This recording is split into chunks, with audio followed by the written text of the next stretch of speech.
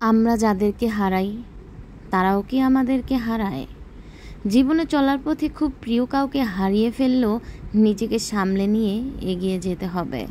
বিশেষজ্ঞদের পরামর্শ অনুযায়ী এই আজকের লেখাটি, যেটা আমি আপনাদেরকে পড়ে শোনাচ্ছি।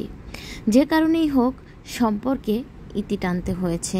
আপনার কাছে পড়ে আছে বিভ্রান্তি, এলোমেলো অগোছালো কিছু মুহূর্ত আর একগুচ্ছ স্মৃতি। হয়তো একে অপরকে চেয়েছিলেন, কিন্তু জীবন সেখানে বাধা হয়ে দাঁড়িয়েছে। হয়তো আপনারা দুজনেই বদলে গেছেন, অথবা জীবন বদলে গেছে। এই বদলের সঙ্গে নিজেকে মানিয়ে নেওয়া সহজ নয়। অতএব এমন কেউ যিনি আপনার জন্য নয়, তাকে ধীরে ধীরে ধাপে ধাপে চলে যেতে দিন জীবন থেকে। ব্র্যাক বিশ্ববিদ্যালয়ের সাইকোথেরাপিস্ট তানজিলা হকের পরামর্শগুলো সেই একই কথা বলছে। তিনি বললেন, এমন কিছু ঘটে গেলে 3টি পর্যায়ে ভাগ করে নেওয়া যায় পুরো সময়টা। বিরহের যন্ত্রণাটুকু শুধুই আপনার। যখন এটা নিশ্চিত হয়ে যাবে তিনি আপনার সঙ্গে আর কোনোভাবেই নেই, তখন থেকে শুরুর দিকের সপ্তাহগুলোতে তার উপস্থিতি আপনি সর্বত্র টের পাবেন। গান, movie, coffee, text message, restaurant বা ক্যাফে, যেখানে আপনারা সময় কাটিয়েছেন, যে পোশাকে তিনি আপনাকে সবচেয়ে বেশি পছন্দ করতেন, এরকম ছোট বড় সব কিছুতেই তার উপস্থিতি টের পাবেন। আর এসব অনুভূতি আপনাকে প্রতিনিয়ত আঘাত করতে থাকে, যে অন্য কেউ বুঝবে না।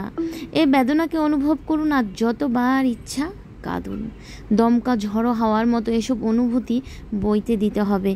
কে কী ভাববে, কে মনে করবে কি, এসব না ভেবে নিজের আবেগকে চেপে না রেখে আবেগের বহির্প্রকাশ করলে তা মনের ভার হালকা করে দেবে। নিকটজন, প্রিয় কোনো বন্ধু অথবা মায়ের কাছে খুলে বলুন সব। তাদের সঙ্গে সহজ হতে না পারলে সাইকোথেরাপিস্টের সাহায্য নিন। কিন্তু বিশ্বাস রাখুন, যন্ত্রণাদায়ক এই তীব্র অনুভূতি একসময় কেটে যাবেই। প্রতিটি সম্পর্ক মানে এক একটি শিক্ষা।